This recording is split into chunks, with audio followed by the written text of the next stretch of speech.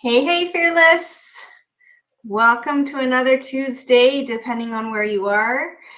It could be winter, like it is here, and like it is where our guest Mackenzie Wilson is in Calgary, or it could possibly be spring.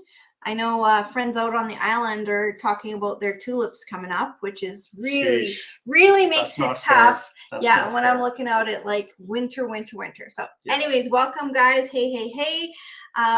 We've got a great guest tonight. We've got, so many of you guys are doing investing in Alberta.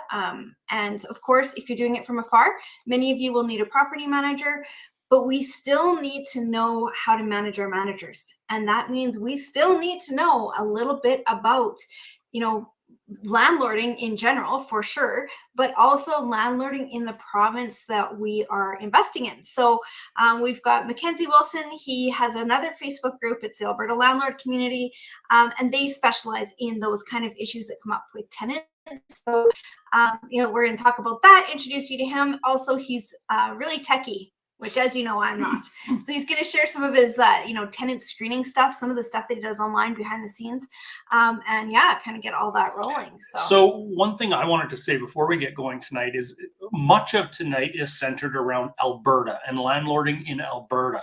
So if you are somebody that says, well, I'm not planning to buy a property in Alberta, or I'm buying in another province, or whatever the case may be, there are still some points that you can take from this, because what we're talking about here, do you know the details of how that specific situation applies in your province? So the things that we're going to be talking about, although it may not apply to New Brunswick or Ontario or BC, the principles behind it can still apply across the country. And maybe the websites are different, but do you know where they are? Have you done the research? Do you know where to find the information that you need to find? And so I just wanted to say that for all of those that might be watching that maybe aren't planning to invest in Alberta, it can still apply for you. Yeah, absolutely. And a lot of this stuff is just general landlording.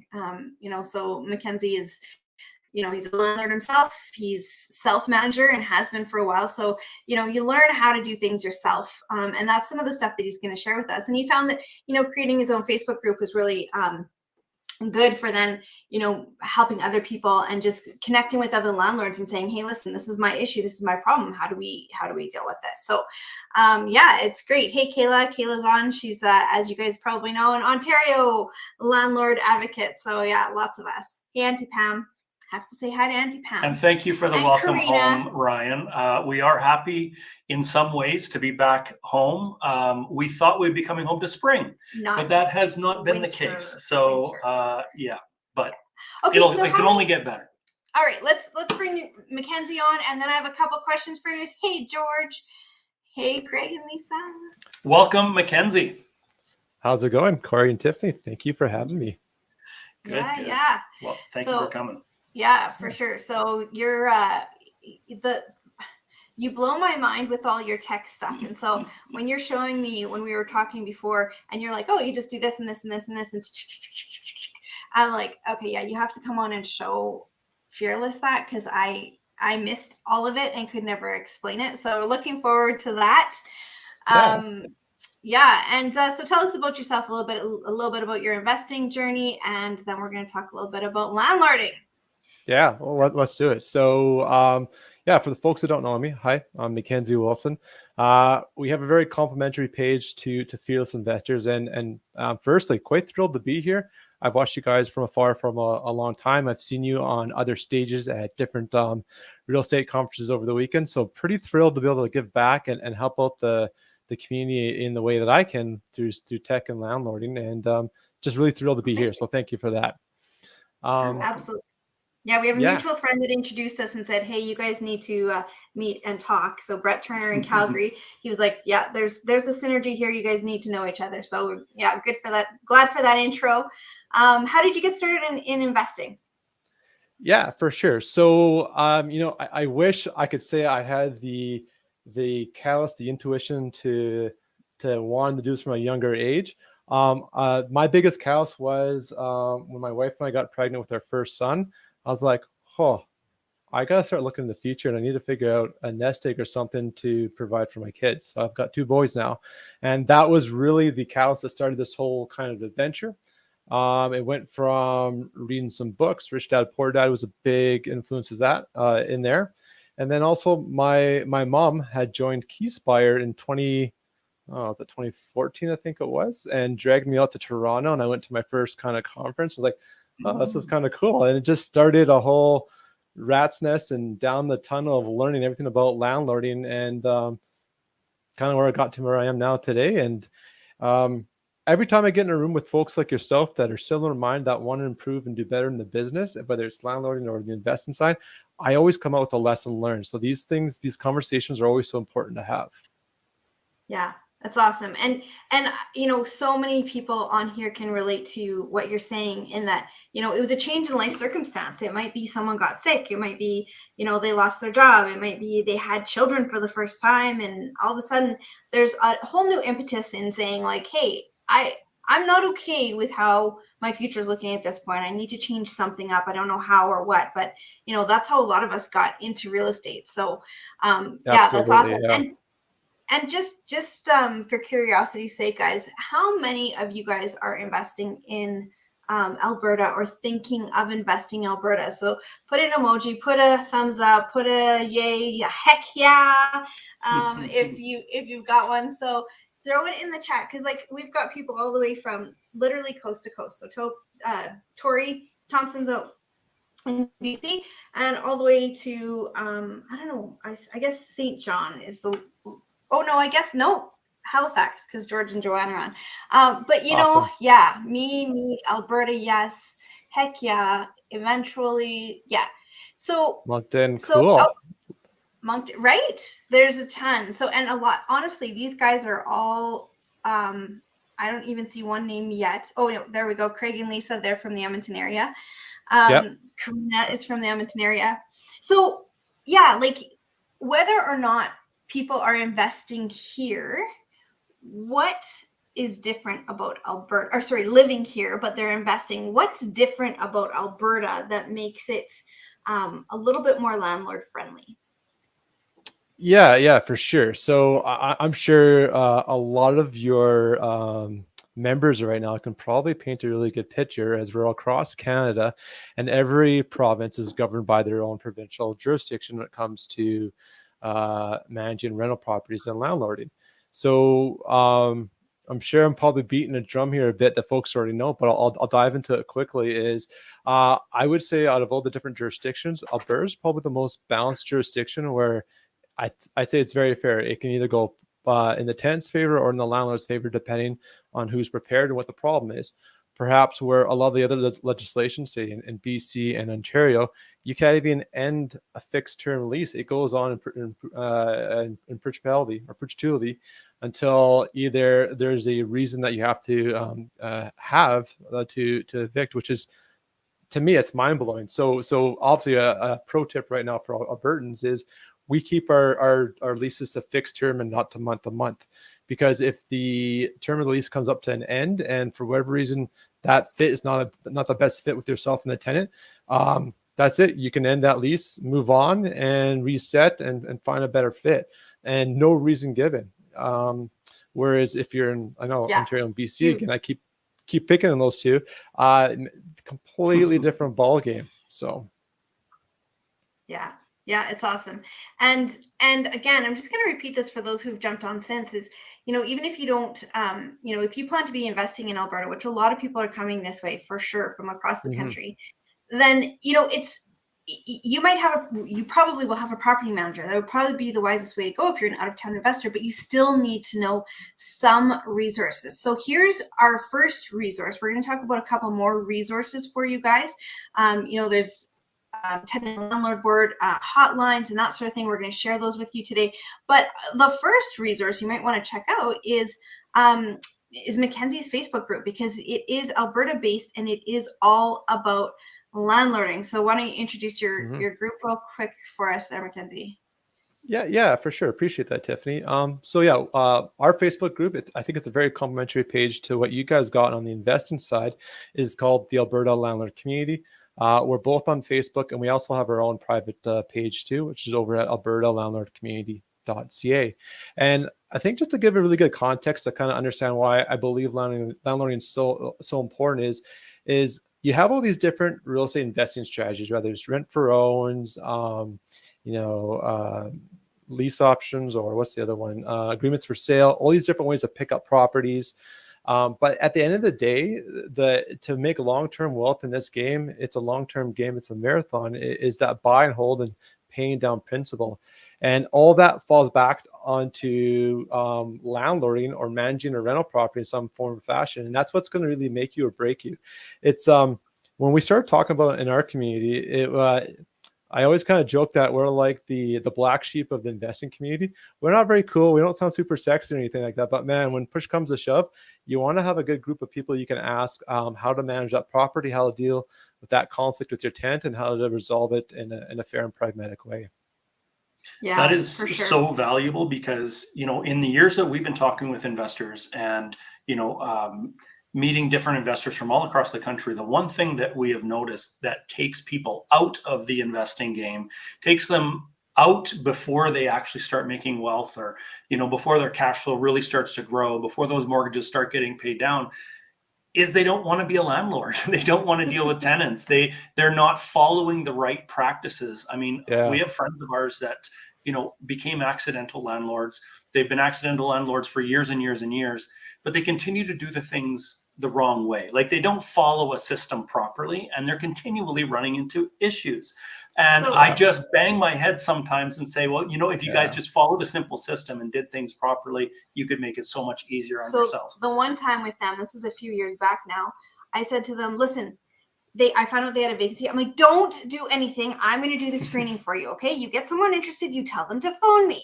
So I did the screening for them, and it's their one good tenant that they have 4 properties. It's their one good tenant that they've ever had in like 12 or 13 years of being landlords. And we're just like, it's not that difficult. So we're going to talk about. Yeah. What happens is these people then say, well, forget it. This whole being a landlord sucks, being an investor sucks. And, and they walk away from it before they can actually turn their cash see the flow benefits and the rewards. Exactly. So having a group like yourself, having support like you're providing is very valuable. So some of the other stuff that I think you bring to the table is you're really good with screening, and you've got all these little tips and tricks and stuff that I'm like, oh yeah, I never even thought about any of that kind of stuff. And for those that are really detail oriented, so there's lots of good services out there that do screening for us these days. But you also have some extras. So why don't you share one of those with us? So our first resource we've shared with you guys is the Alberta Landlord Community. Now we're going to share a tip, and then we're going to go on to doing that throughout the show. So go right ahead and show us one of those tips there, Mackenzie. Yeah. Let's get into it. So I'll just paint a picture of how I got here, because I think it'll help people understand maybe the level I think at, or kind of the detail I operate at. But so when I first got into landlording, my biggest fear is exactly what you guys just said. Not be able to pay a second mortgage, my credit, my finances getting wrecked, or having that nightmare tenant destroying a property and losing that tens of thousands of dollars. That gave me stress. So my whole thing was I just did a bunch of research, took classes, Googled videos, YouTube, anything I could find to figure out how to minimize that risk. So fast forward to years later, I'm at a real estate conference, and in this conference, they call these certain members Diamond Club members, where if they own over X, I think it's like 100 or 150 doors, they're the Diamond member. I'm sure we know who we're talking about here in terms of the real estate conference. But anyways, I'm talking to this gentleman. He's a Diamond member, and we're having supper on the Saturday night. And I pull up my binder, I start going through how I screen tenants. And I'm just like, I'm expecting to be like, yeah, that's what I do. That's what I do. Oh, I do this a bit differently. And I always find when I talk about this process, I pick up a new tip from somebody, because we all do things slightly differently. He looked at me. He's like, oh, wow, you do all that? And I was like a deer in headlights. I didn't even know what to say at the moment. And I was like, wait, you have 100, 150 doors and you don't do any of this? And I was mind blown. And then I kind of realized at that moment, maybe I'm doing things a bit differently from everybody else. That's kind of where I started down. I started a YouTube channel, and that was probably the first, and I think it's still the only YouTube channel. I've renamed it now back to the Alberta Landlord Community, but at that time, it's probably the only YouTube channel dedicated to screening tenants because that's kind of nerdy about that subject. So let's get into it.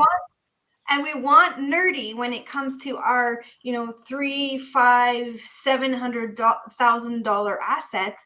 We want the details. Let's nerd out on it, Let's right? nerd out for sure. Yeah, guide us through Okay. it. So throw me a question. Let's give me a scenario, and I can go into some tips and strategies I use to basically find the truth when you're doing your due diligence, so you can have a full and accurate picture to make that informed decision. So, what part do we want to talk about? Okay, so one of the things that you showed me that I thought was really cool was, so like right now I have a place that's just been a heck of a time getting it rented, which is crazy.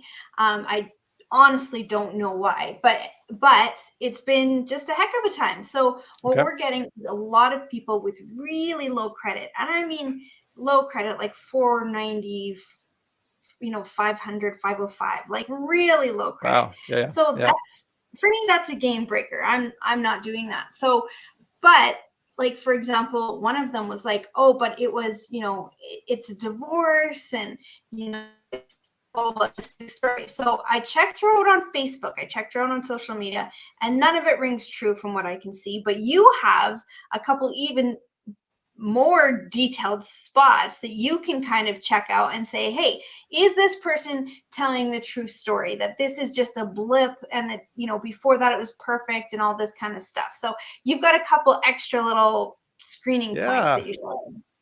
Okay, super fun. Let's get into it. So let's just talk about the strategy first. So I kind of equate it to big data analytics, which I know sounds even more nerdy, but really the whole strategy behind doing your due diligence is I want to find enough independent data points that are validated by third parties or other ways I can find that are, points of truth that paint enough of a picture for me to make an informed decision about this person, whether or not they're telling me the truth. And at the end of the day, I'm looking to find someone I can trust and build that relationship, because it is a relationship, because we'll be with this person hopefully for a number of years while they rent your property from you.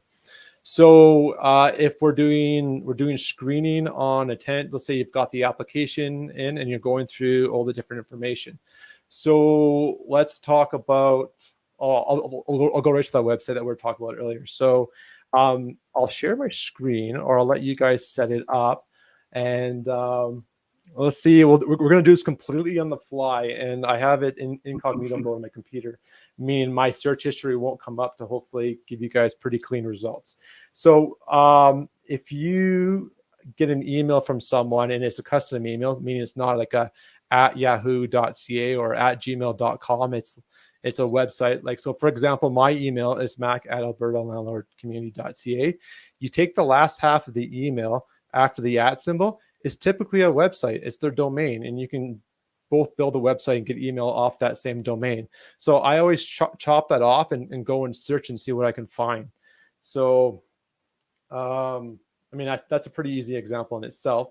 But let's just say they've got a business, and maybe it's a landscaping business, for example. If you've got someone in landscaping that's applied to your thing, and let's say they're in flux. So how do I know if they had an old website? How can I look at that? Well, there's a way to do that. It's called the Internet Archive. Internet Archive. Hopefully this is easy for everyone to say. The reason I like this is because when you're dealing with self-employed people, they can be amazing tenants. They can be long-term tenants for you, but they can also have income that is a little bit sporadic. So this is really good to see, what kind of a business do they have? How long-term is it? And all that kind of stuff. Totally. So if you're taking notes, you can just type in Internet Archive or Internet Wayback Machine. That's kind of the thing here in the middle. That's kind of what it's known for. It's this I think it's not for profit. Actually, don't quote me on that.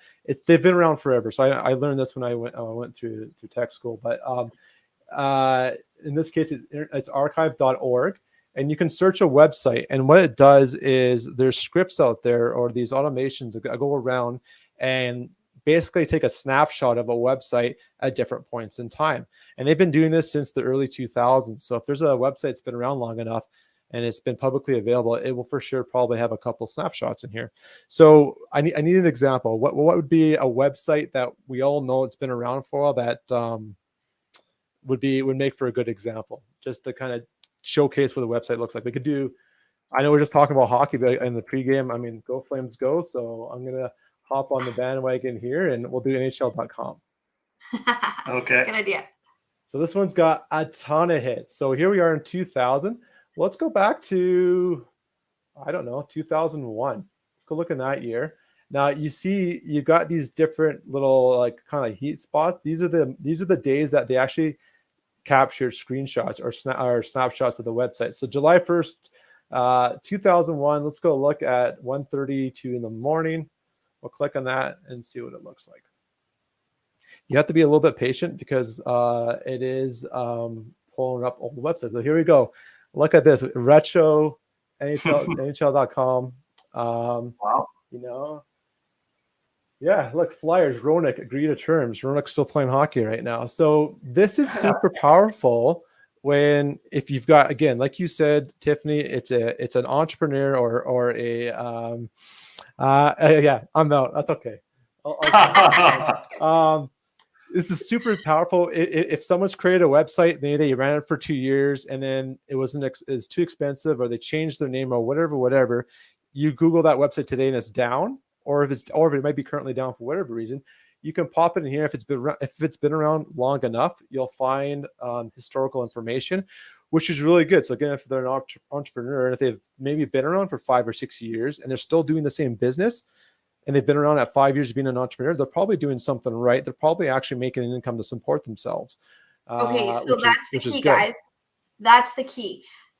So is their website still consistently doing the same business? Yeah. Do they have growth in that business? Have things, because I love entrepreneurs, but I know from experience that they can also be tough tenants in that income is very sporadic, sometimes up and down, that sort of thing. So we want to know what is their level of income, or not income, stability. Because income, consistency. Yeah. Consistency. Yes. Consistency is the word. Yeah. Perfect. Totally. All right. I'll add on that. So part of my screening process is I ask the same set of questions over and over and over again. I ask about 3 times typically in my typical screening process. So my ad's up, I get an inquiry. It might be a phone call, text, or email. I have scripted responses. I'll fire back my 10 or 12 questions, or I'll go over them on a phone. So, and here's another side tip to the side tip is, because I have 4 doors. So I don't do this often enough to remember all my questions, even though I've been doing landlording now, 6-7 years. So I have a plastic business card in my wallet that has all my questions. And the worst part is you get in the flow of a conversation and you get off the phone, you're like, oh, I didn't even ask them about pets, or I didn't ask them if they gave notice to their last landlord, or all those key questions you should be asking. And then you can still call back and of course kind of fix it. But I just find it flows better when I have my cheat sheet in front of me and I knock off all my points in a nice kind of flowing conversation. Looks super professional. So awesome. And so guys, there's just a couple things. I'm going to stop you now that you've done this. So resource number 2. So resource number 2 is that website, Wayback Machine. That's going to help you when you're dealing with self-employed, especially tenants, and just a little bit more of a screening process. Because I definitely find self-employed hard to screen because everything that they say, right? There's no one to collaborate what they say. So this kind of collaborates, which is great. Number 2 tip is... 3. No, number 2. No? Okay. No. So we've got a resource and a tip, a resource and a tip, a resource and a tip. So the tip here is Mackenzie carries, because he's not doing this on a very regular basis, he forgets. So when he's screening on the phone to save himself time later, he carries a wallet-sized list of questions. You can do it in your phone as a memo. But then if you're on your phone, there we go. So perfect. It's simple. You carry it around when you need it. You whip it out. You've got the information there, and you don't have to think about it. It's all about systemizing, so you don't have to think. Totally. Yeah, awesome. Cool. And I'll just say hi to a couple people here. Hey, guys. Okay, so perfect. All right. What else? What else do you got? So you're all over. So I got a set of questions. I go through them. I mean, a lot of it. I can go through them all if we want, or well, let me just tell you I'm trying to get the one tip in my back of my head before I forget. So I have these questions. I do my initial contact on the ad inquiry, whether it's phone call or email, whatever, ask those questions. If they make it to the next step and we book a viewing, and when I see them in person, I'm going to ask the same questions again. I'm going to sound like a broken record, and somebody will be like, well, you already asked them once. Why would you ask again? Well, if someone's fabricating a lie, they typically don't have it right down. They don't have it memorized. And if you're meeting them 2 days later and you're asking the same questions again, are you getting consistent answers? The way they're answering the questions, are they answered the same way? Are they answering quickly because they know the information, meaning they're telling the truth? Like oh yeah, I quit my job May of last year. I'm now over here. I had to move because of this. I had to do that. Or if it's a completely different story or it just sounds different, dig into a little bit further. And you want to ask those questions. And basically, I'm trying to qualify the same data points 2 or 3 times in a conversation over a couple of weeks to see if I'm getting consistent answers. Because if I'm not, maybe I'm being told a lie. Yeah, absolutely. That's awesome. So we've got someone saying, yes, please share some of your questions. So you don't have to share them all, but if you can share do you have them in order? Like, are they ordered? Yeah, kind of. So I'll highlight my 2 favorite ones to kind of streamline this, and I'll just quickly nail them out. So the first question I think is super important is I ask an open-ended question, and I say, please tell me a little bit about yourself. And then I bite my tongue. I don't say anything. I make it really awkward on the phone, kind of that 3 to 5 second pause. And people don't like that. They fill in the blanks, and I always find I get way more information than I'd ever get if I actually ask point blank specific questions. And I love it. So I love it. Really? Yeah. That is an amazing strategy because, when people get that blanks. question asked to them, they're not expecting it. I would imagine most people are not expecting to be asked that question. And I bet you people just start to ramble on and you find out stuff that you never would have found out otherwise. You'll find out like age of kids, this or that, what they're doing. I can't ask that information on landlords. That's all kind of protected information. Perhaps I'll tell you about their marital status, things like you can't approach directly. But if they release the information to you, well, that's a completely different story. And it's fair game because they've presented that information to you by their choice. So I start there. And then I hammer a bunch of logistics because I'm not going to get into a 10-minute phone call if in the first 30 seconds the moving date doesn't make sense. There's 6 people moving into a 1-bedroom, whatever. So I ask move-in date, preferred lease term, how many people will be living at the rental, do you smoke or vape? And then probably the next really important question is I always want to know how they treat their current landlord. I always ask, have you given notice to your current landlord? Have they started the proper process? They're exiting their lease properly? Because chances are how they treat their current landlords, probably how they're going to treat you. Yeah, that's one of my favorites too. That's an absolute must for me. I always ask them, have you given notice to your current? And again, that gets you all kinds of stories. Yeah. Oh yeah. I like what Samuel was saying too. And I had Sam on my show too. This is like, again, so small community. Sam says asking the same questions face to face, usually you get more to the story. You get more information, right? Because you get the mannerisms, you get that 3 or 4 layers of communication through visual, the body language, all that other stuff, which just paints a way better picture than perhaps a text message. So yeah, well, okay, so yeah, what I asked what the current address is. Ideally, best case scenario, they actually give me a full address because then I take that data point and when I run the credit check, I validate that address is the same address I found on their credit score when they've listed their previous addresses with Equifax, and I can kind of dive into that too, how I cross-reference different data points. Because again, I'm taking information that's been presented to me that could be really anything, truth or a lie. And I'm going to a trusted third party and being like, oh, then you know what? In fact, they did live at this address here in Calgary or up in Grand Prairie or wherever it might be. What else? Go ahead. I said, yeah, that's awesome. It's a great idea. Yeah. So we mix tenant screener female. Oh yeah. Okay. And I use this on my landlord vetting. So okay, I'm gonna hop over the place, but this is so cool. So if I'm doing the viewings and most of the legwork up front to get the tenant in there, and then I have to go and call perhaps an employer or previous landlord, I might get a friend or my wife to do it. Now it's a female call in, it's a female voice. I'm trying to when you call a previous especially a landlord reference, especially if you can't find anything on the internet to validate they are who they are, you basically only have the information provided to you. You've got no idea if it's a friend doing a fake reference or if you've got the legitimate landlord. So I set up that phone call as best I can to be in the odds my favor to kind of catch them off guard, but try to get the truth out of them right off the hop. And I do that by, I don't introduce myself in the phone call. I pick up the phone and say, hi, I'm calling about one of your rentals. And again, I bite my tongue. I don't say anything and wait and see if they stutter, or if they go, oh yeah, actually I just filled my vacancy, or no, there's no vacancies right now. Because a landlord will always answer the truth if they've got rentals. But if it's a friend or if someone's posing, they're going to stumble and trip over themselves.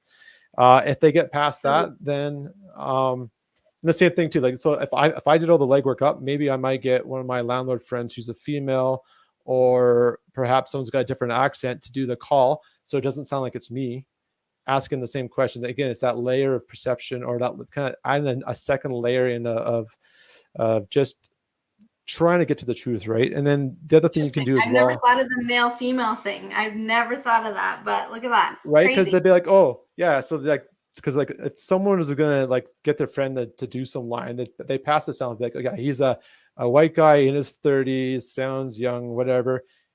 His name's Mackenzie. He'll be calling from this number. And then they get a phone call from an unrecognized number. It's female. She has an accent.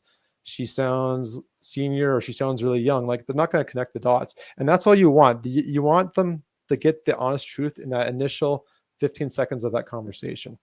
Okay, so let's just review that. So the idea is that you're going to call them, and you're calling for a tenant reference, and you're not going to say, oh hi, I'm calling for a reference for so and so. You're going to say, oh hi, I'm just calling about your rental, and see what they say. And if they are like, oh, I don't have any rentals, or I think or wrong number, you must have. Perfect. Okay, no problem. Thank you. Bye. Yeah, then you know it's their friend, their cousin, their whoever. Certainly not their landlord. Huge red flag. Yeah.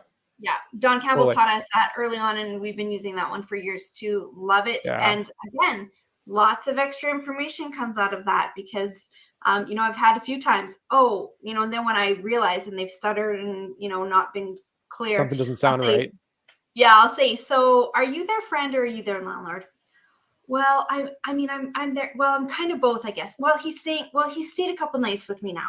Like, yeah. It went from a year lease or 6-month term down to 3 days on the couch. So, okay. Right, just stretch the definition of a landlord. Yeah. And so on that fact, let's say you get to the conversation, it seems to be holding in water. They've answered, yeah, I'm the landlord. Well, then you take the application you received and you change just small details. So maybe I might move, the person moved out in July. I might say they moved out in September. It says that it was, the rent was this much. I'll cut the rent in half, or I'll double the rent. I'll change the different data points and see if they just go, yep, that's true. Yep, that's true. And I've changed the facts on that application and they agree to everything. Well, then they're probably not the landlord. Now, to be fair, if someone's got 100 doors versus 5 doors, I can remember my 5 doors pretty well. If I've got over 10 or 20, I might not remember it. But again, if they're going to give a legitimate reference and they're sitting from a computer, they should go be able to pull up their old lease and be like, yeah, buddy rented from this month and this year to this time. You should still be able to fact check those information. If you're not comfortable changing and perhaps being, given some misinformation, then ask open-ended questions. Don't guide them to the answer. So don't say, hey, John Smith application says he rented from January to February of 2020 to 2021. You just say, well, what time did he rent from you? Just give me the month and year. Ballpark it for me. And if they're pretty close on all the facts, then you probably got the landlord that's correct. Yeah. And that's, it's smart of you. I will say I'm probably the worst reference ever. Not that, and here's another thing, guys, not many people, like, I've been a landlord for 18 years in the same area with the same phone number. And I maybe get one a year, somebody looking for a reference from somebody. So that's not nearly enough. But I will say that when they do call, I generally am like, yeah, that sounds about right. Yeah, sure. Like, yeah, they rented from this date to that date. Yeah, rent would have been about that. Yeah. I'm not a detail oriented person, but just the fact that you're making these calls, just the fact that you are checking to see that they have a previous landlord, that alone will set you guys apart. So all of you that are listening, that one extra step just to confirm that is something I would say, I don't know, but I'm going to guess like under 2%, under very low. very It's a few. fortunate minority. It's probably a minority for sure. In the numbers. Absolutely. Yeah, It's for crazy. sure. So what other questions you got there? Yeah. And Okay. guys, also, why don't you guys throw in the chat for those of you that are listening? Throw in the chat what's your first question? Because interesting, I have a different first question than you do. Well, tell me. I want to learn. So how do you do it, Tiffany? Well, I mean, I don't know that it's right either, but my first question is always just that very first. Have you already? When do you need it for? When do you need a place for? Okay. And logistics. Yep. So just making sure that the dates work. Secondly, is have you already given notice to your previous landlord? That's my number one and number two questions, always in that order. But I'm really interested to hear what some of you guys are doing out there. Why are you moving? Oh, yeah. Good. Anything? Yeah. Why are you moving? Yeah, I like that. And again, I like the why questions, like who, what, why, where. Those are open-ended. They have to explain the answer. It's not yes, no. You get good information out of that. Yeah. So what else I go? I used to kind of beat around the bush, but now I just ask what people do for a job. I just feel like it's kind of not fair game, but I think it's fair game. So I go for it, whatever. So I do that. I do say we use background and credit checks as part of our screening process. The rent is X amount. Oh, shit. I'm combining two questions here. We do use background credit check. So I make a statement and I say, do you have any problems with this? Oh, well, I have bad credit. Okay, well, tell me about your bad credit. Okay. Oh, you went through a job loss or a divorce. Okay, well, you know what? That's more like a blip on. There's a way to validate that. I'm okay with that. We can work with that. But if they're just like, yeah, I don't pay bills on time ever, that's a problem. So, right. What else? Oh yeah, I usually go over the amounts just so you make sure the damage deposit and first month's rent is X amount. They're both due before possession. Do you have is that going to be a problem? And if they are not in a financial position to pay those two payments up front, I'll let them split it. But if they're trying to ask for a payment plan, that's a red flag. If they can't even get together a damage deposit, the chances of you chasing rent down the road is pretty high. Yeah, absolutely. I would just want to share with you a couple of questions that people threw in. So this is the first and most important one for you, Mackenzie. Feel pretty good right now. Oh yeah, right? Solid. Yeah. What address are you responding to? So yeah, if you have multiple properties, and it's funny how many times people say, I don't know, like my friend sent me this or whatever. Auntie Pam, I'm going to get back to your comment in a second. This is an interesting one. Are you going to answer my questions truthfully? Never thought to ask that. Very interesting. No, I've never asked that one. It would be interesting. No. Yeah. I like, why are you moving? For sure. Julie has walked them to their car and check out how clean it is. Absolutely. That's a big one. And this one I'll just throw up there. You guys can read real quick. Yeah, having two people as okay. Having two people, you appear as a larger company is kind of the. Oh yeah. Oh, for sure. Yeah. Oh, different voices. Yeah, for sure. Yeah. Why are you moving? Are you from the area? Are you closer to work? Yeah. Why are you doing all of this kind of stuff? So yeah, it's good. All of these things are depending on the situation, but what you want to do is do what Mackenzie's done and systemize it. He's got a list, has it in his wallet, available whenever, and absolutely just goes through the system. He doesn't have to think about, oh, what were some of those questions that were really good again? Yeah. Totally. And part of that is I've got a templated email and a text message saved in my notes. So if I get a text message and it's like tire kicker, like, hey, is your property available? I don't respond to saying yes or no. I copy and paste my 13 questions. And that's like a text message. That will be like 5 finger scrolls. I paste it. I respond in minutes. So it's instant reply. And I say, hey, thank you for your interest. Happy to have you. Need you to answer these questions first to make sure it's a good fit for you and I. And I always try to speak from a tenant's position. I don't put my needs first. I'd be like, I want to make sure I ask you these questions so I don't waste your time and make sure this is a good fit for you. anyways, Mhm. I found that because I used to, and I know I hear from most common response that people get tired, kind of tire kicking one text message just saying like, is the unit available? I know a lot of landlords will just ignore that because they're not putting the time in to follow up. I'm able to respond back in about 30 seconds to 1 minute. That's about the effort it takes me to respond back. And I have actually gotten a couple of good applications and one tenant of a tire kick and text message that I may have otherwise would have just ignored if it was just my regular, kind of approach to it. Excellent. I nice. love it because it's a bit of a filter. If they're willing to answer those questions and respond back to you, then, Right. willing to put in the time to give you the information that you need, then, hey, that's a really good indicator that this is somebody that could end up being a great tenant. 100%. And our Auntie Pam is watching, and I read her little comment. She said, I had a tenant call me after I told him I was going to check references and tell me that he had lied about part of his application. And in the end, they ended up being great tenants. So, interesting. And He owned that. That's impressive. Wow. Right? And then Yeah. same with you. You said like sometimes they've got a blip on their credit. And these are the kinds of things that it doesn't mean that we're going to say, 100% no, you're a done deal. But we do need to know that they're going to be truthful with us because, like you said, how they treat their current landlord, how they treat you now, all of these things are a reflection of how they're going to treat you later. So you might as well get these things. And this is an interesting question too. I like this one. Yeah, I like that. Landlord. That's good. I was just reading that too. I like that because if it's a thoughtful answer, they've given thought. They understand the rental process means they're a bit of an experienced tenant, which would be easier to set expectations and manage with. So I like that as well. I really like this one in here really quick. Do you smoke inside or out? Not do you smoke, but do you smoke inside or out? I'm like, okay, I'm stealing that one for sure too. Totally. I love it. Yeah. And that's why when I said mine, I say smoke and vape because someone's like, oh, well, smoking means cigarettes. I'm not going to talk about my vaping. No, I want to know all of the habits, not just part of the smoking habits. But so I include that because it's the devil in the details, right, on the questions. What else? So let's hammer this out. If you should be marketing in a few different places because again, different marketing platforms will change over time with demographics and who's looking where.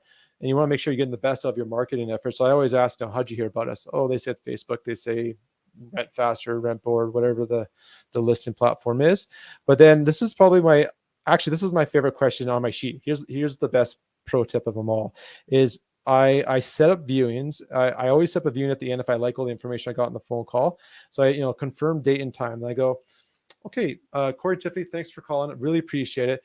Just to know, so we got you booked in. It's 2 days from now on Thursday, 5 o'clock.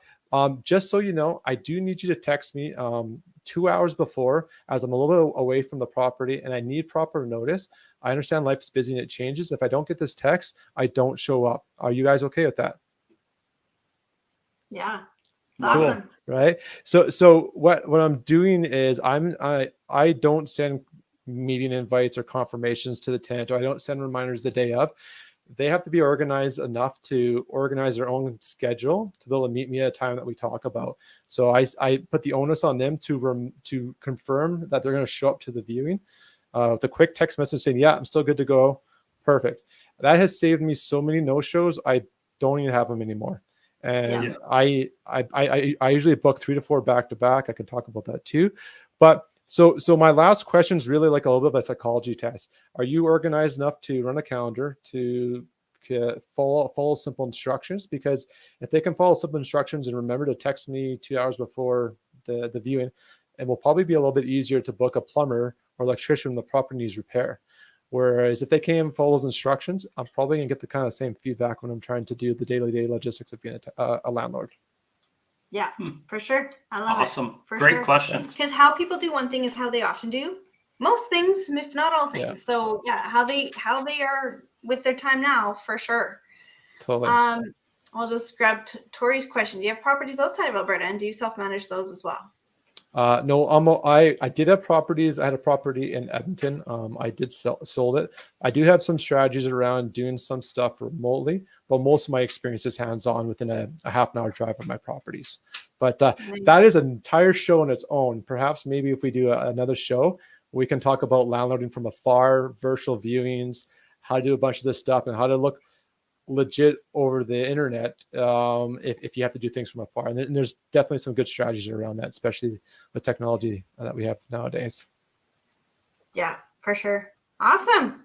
All right, guys, do you have any other questions for Mackenzie? Throw it in the chat. I have one thing that for me, I really wanted to make sure to share tonight is that another resource for you guys. So for those of you that are investing in Alberta, whether you live here or not, whether you're a long-term landlord or not, one thing that I do almost every single time that I have a, any sort of a situation that's not, normal, like with any sort of little dips A great gray area. Yeah, just not what I'm used to doing.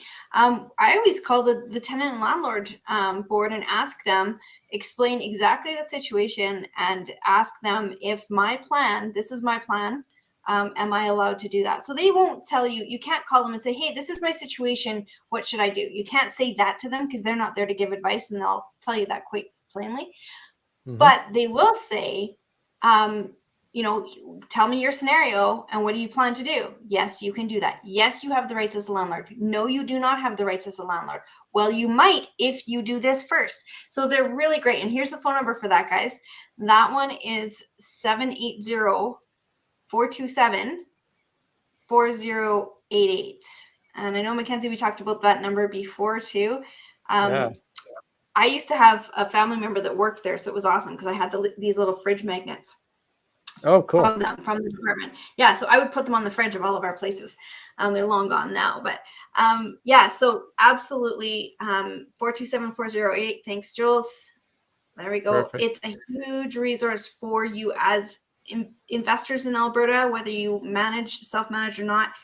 Always use this number. It's just so helpful. Totally. I saw some good questions come by if you want to tackle those things. Something. Oh, sorry. No, go ahead. I was just going to say, yeah. Okay, awesome. Yeah.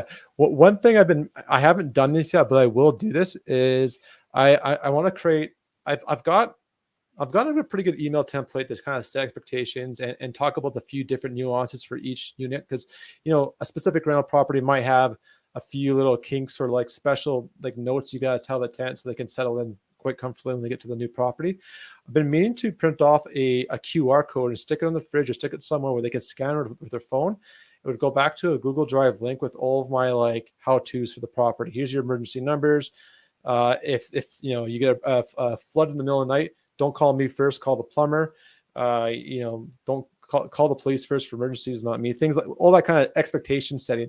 And the fact that you can update it on the fly through the folder, dropping in new stuff, you'd never have to reprint off that QR code on the side of the fridge again. I love that. That is an amazing idea. I love that because so much. We have these little booklets that we've had in some of our properties, and they're probably so outdated now. And how often do you go and reprint these things, right? Well, and then we give them a new copy every time they move in. Plus, we leave one above the stove in the little, cabinet above. But half the time they're there, half the time they're not. Like, it's just, but yeah, like QR code that Simple. You can change, and they don't even know that you've changed it. That's beautiful. Grant is going to love that because Grant is very detail oriented as well. Yeah, for example, like the mailbox location, if it's not at the house anymore, if it's one of those curbside ones, I've got a Google Map link and all that kind of stuff. So yeah, that's something I've been. You just made me think of that. I don't know what we're just talking about. I'm like, oh, we should talk about that because Okay, let's answer some questions. Okay, that's a great tip. Okay, do you use guarantors? Yeah, absolutely. So do you guarantors? And I'm going to define and make sure I'm on the same page as Grant. This would be very applicable to students or someone maybe new to the country, or someone has got no credit history, or they're quite young, right? Coming out of high school, going into college. I have no problem renting to these people if I've got someone that's got good credit that will co-sign with them. And so same thing as a guarantor. So yes, I do use them. And people always ask the question, well, how do I use a guarantor? How do I get someone to co-sign? They literally go through the exact same process because you want to make sure you're doing your due diligence on them just as well as the tenant that's actually physically moving in, and you want to have them on the lease just the same. The paperwork looks identical. You don't do anything different other than now you've got two people on the lease, only one person's living at your property. Yeah, perfect. And I love that you explained you don't do anything different. It's just awesome. Do you encourage landlords to do property inspections, and how often? Yeah, absolutely. Because an unchecked property is an unchecked problem that's just growing bigger and bigger. It could be damages or hoarding or whatever's going on at the property. So it is important to do it timely. The caveat with that, if I know my tenants and I have a good relationship, I've got one tenant that's going on their 4th year. I know who they are. They've got a good track record. I will be a little more lenient on that. Now, I've heard some stories in our Facebook group with the landlords saying that they've had great tenants that had, been great for 5 years, and then in their 6th or 7th year, they just changed. Maybe they had like a midlife crisis or something, and they just destroyed the house. Like, I share those could happen, but that's so super rare. Like, I'm just playing the odds. A couple of my good tenants, if they're super reliable and they do their thing, perfect. I just I'll give them more space and time. But I guess for like a rule of thumb on a new tenancy, once every 4 months. So that should be 3 times a year. Spring and fall, right? Fall before things freeze. You want to make sure the property's set up. Outside water hoses or taps are turned off. And then in the springs, you're coming out, you want to make sure there's been no damages from all the snow and over the winter, like that there's no leaks in the roof, kind of the house. So like a spring and a fall check, and then throw your 3rd check somewhere else and then kind of spread it out. And I'll even do a video phone call if like I'm not around and be like, hey, just want to check, make sure everything's good. Do you want to just send me some pictures of the property, or do you want to do a quick Zoom call, or not Zoom call, but like a FaceTime or Google Duo? And that will work for me if they walk me around the house and I don't see anything glaring. Again, depends. I mean, obviously you have a way better eye for detail when you're there in person, but you can flex and make things work depending on your situation. Yeah, better than not doing a check at all. So. Yeah, awesome. Correct.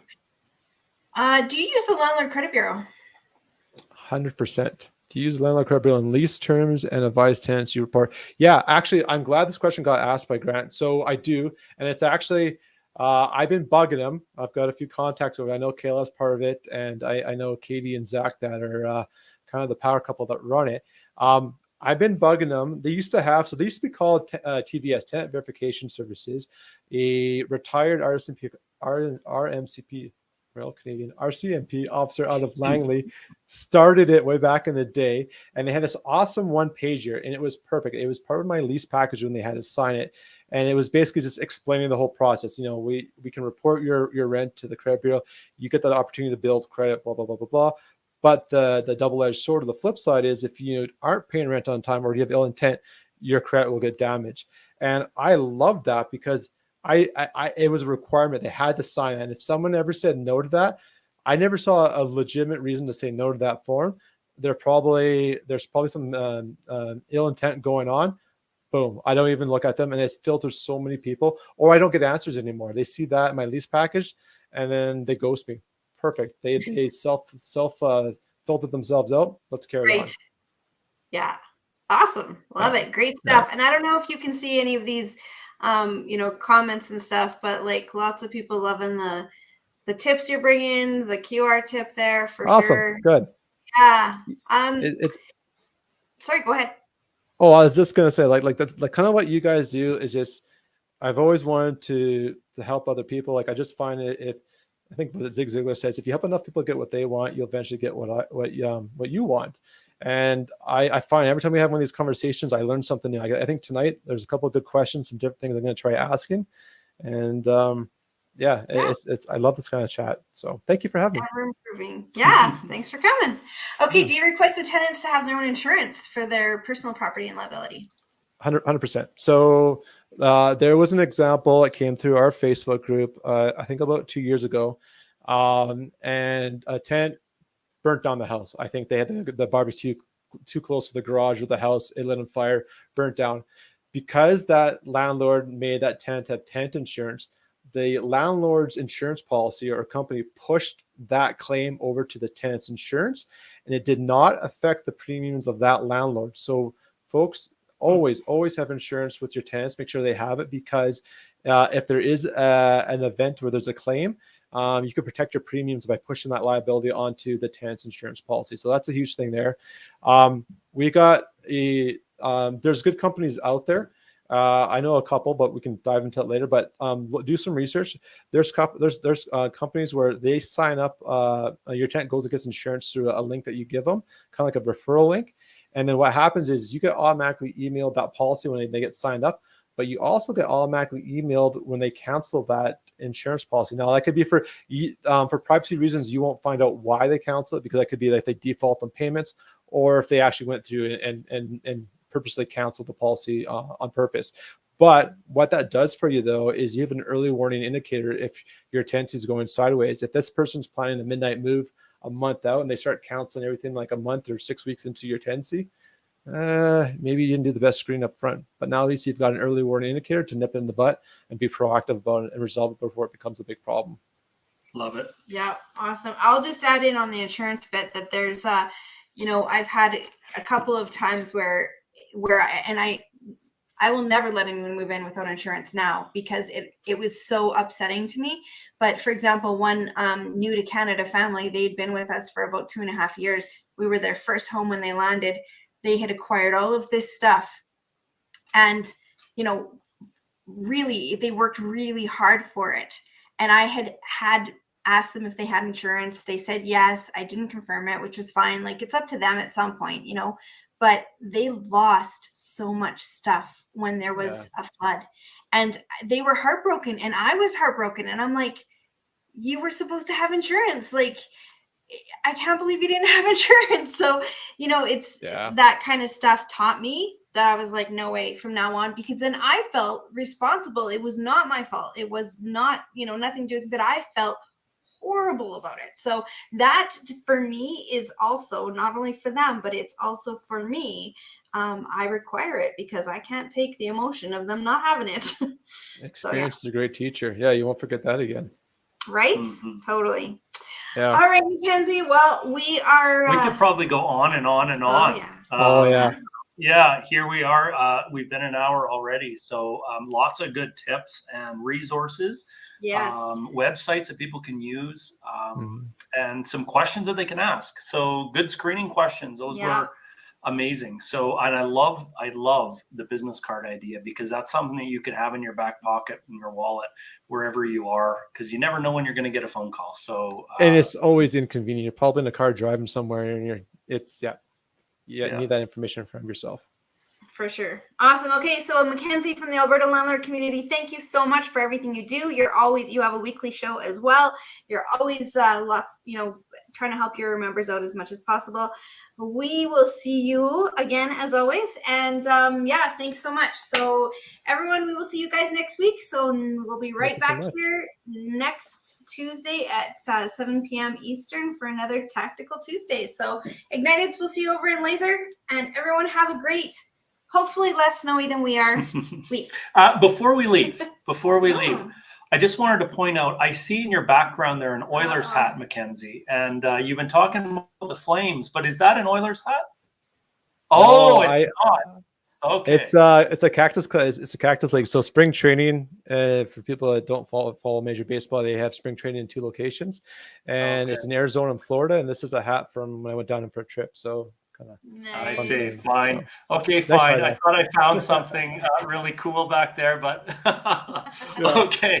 All right. Well, thanks again for joining us. We'll see everybody next week, and our Igniteds over in Laser. Take care, guys. See y'all. Thank you very much for having me.